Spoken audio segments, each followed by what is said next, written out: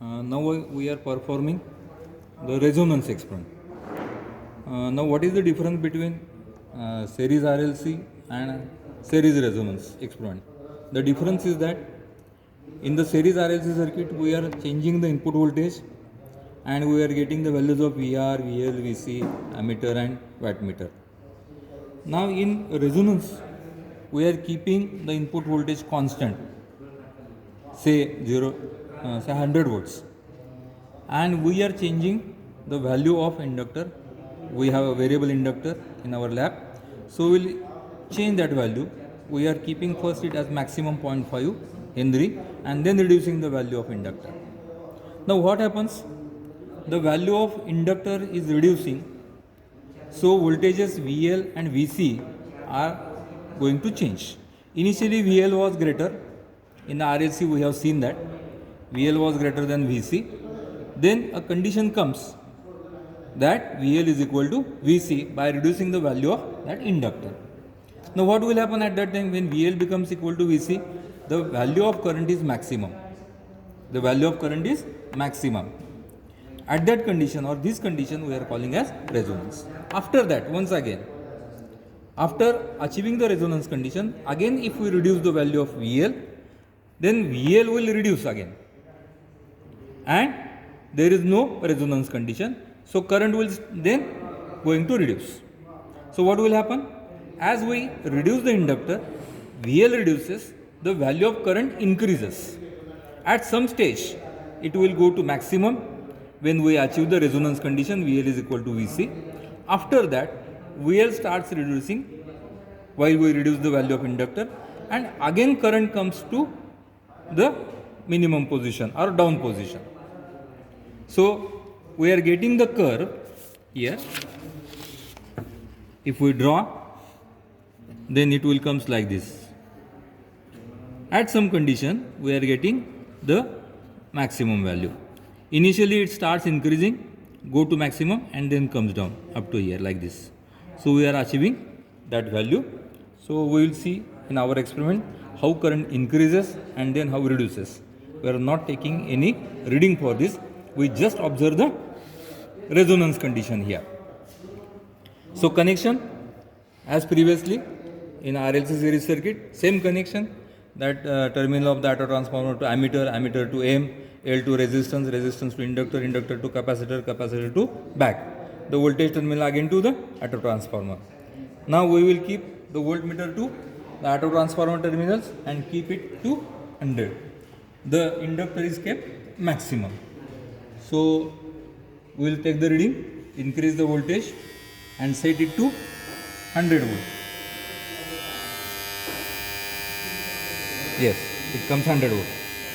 Now whatever the current we are observing, 1.1, 12, 14, 16, 18, 1.18, whatever the current is. Now what will happen? Rotate this inductor core. The core comes upward, inductor coming down. Now see, the current reaches to 1.4, 1.42, 1.44, 46, 48, 1.5 something, 1.52, slowly increasing, 1.52, 54, see, 55, 1.55, now not increasing. Now what will happen? See, yes, it is decreasing once again, 1.54, see clearly, then 1.52, see that, then again reducing, 1.5, 1.48, then 1.46, like that, 1.44, 1.42. We have totally opened now the inductor 1.4. Now it is not reducing below that. Yes, 1.38. Total inductor is opened and the value is reduced. See clearly. So it is the resonance. Initially the current was below and then it is increased up to 1.55 and then again it is reduced after that resonance condition. Just we'll check the voltage across VL and VC for that condition only. See what will happen. It is nearly equal, not exactly, it nearly comes. Now 1.55 will get that value first. Maximum condition.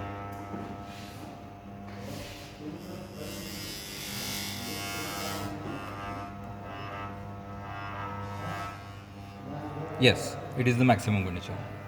Now we'll measure the voltage across L.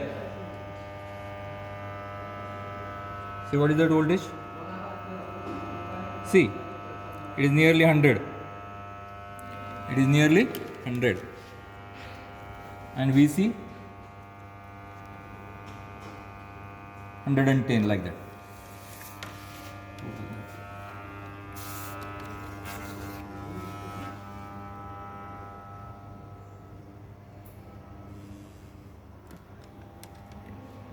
The value of VL